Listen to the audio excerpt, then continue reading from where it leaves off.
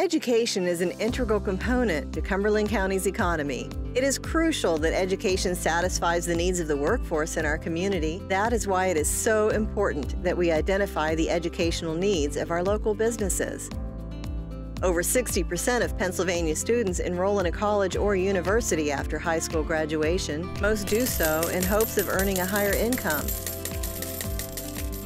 Historically, parents and educators have pushed their students into higher learning with the idea that any degree will merit a high-paying, secure job, regardless of the field of study. Unfortunately, many college graduates find themselves ill-equipped for the job market, even with their degrees. They may find that they have not been adequately prepared to satisfy the needs of the current job market. The difference between advanced education and the skill set demanded by the workforce often causes the graduate to accept employment in a gray-collar job. These candidates are overeducated for the positions in which they now find themselves and, consequently, are underpaid. Tuition costs have increased explosively, greatly outpacing inflation. Some private four-year institutions have increased their tuition costs by over 200%. Public schools have increased their tuition over 270% since the 1970s.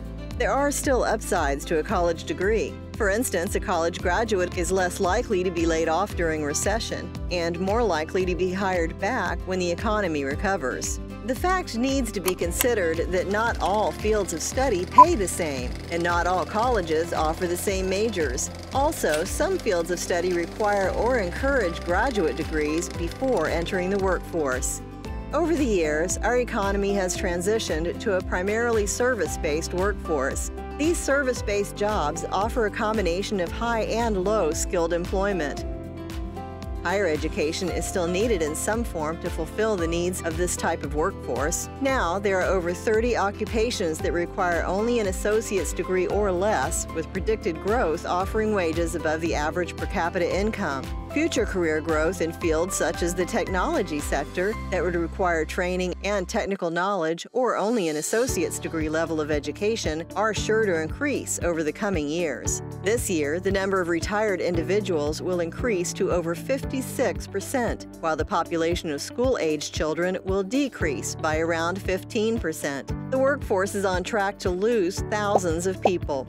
Obviously, this disproportionate demand is going to create a problem. Because the baby boomers had fewer children than their parents did, school enrollment dropped dramatically.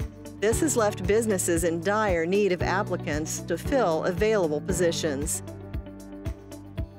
In the current job market, for every job that requires a master's degree, there are 2 jobs that require a bachelor's degree and 7 that require an associate's degree or less. The job market breakdown of this 1 to 2 to 7 ratio has been in place since 1950 and will continue for the foreseeable future, even if the economy grows. To meet the needs of the current job market, we need to shift the focus from college for all to a post-high school credential for all. It is vital to our community and our economy that we provide a pathway to success for our students. Unfortunately, the current education model, which is costing our economy millions of dollars, is not serving us or our students well.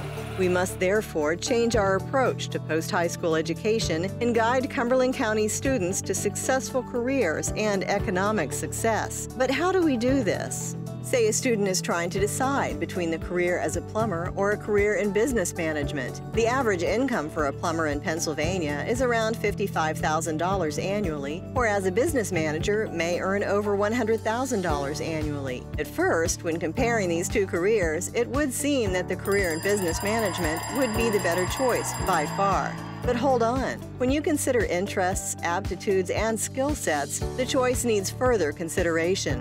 What if a student had the aptitude and interest to become an excellent plumber and could be a top performer in the industry? Now imagine that the same student lacked the aptitude and passion to become an excellent business manager. Their income would most likely reflect that. Plumbers at the top of the pay scale may earn $90,000 annually or more. But a business manager at the bottom of the pay scale may make as little as $50,000 annually. Since we now live in a knowledge-based economy, developing and perfecting a set of useful skills that are needed by the workforce is far more valuable than obtaining a degree just to simply have one. Employers can assist students in ascertaining where they excel and what they may be interested in. Businesses can offer internships, seminars, and apprenticeships. This gives the student an opportunity to experience different careers around them. We need to focus our efforts into guiding students to careers in which they can be successful, provide them with the knowledge, skills, and training that are in demand by today's workforce. Investments in career programs for high schools, technical schools, and other institutions are vital in preparing tomorrow's workforce.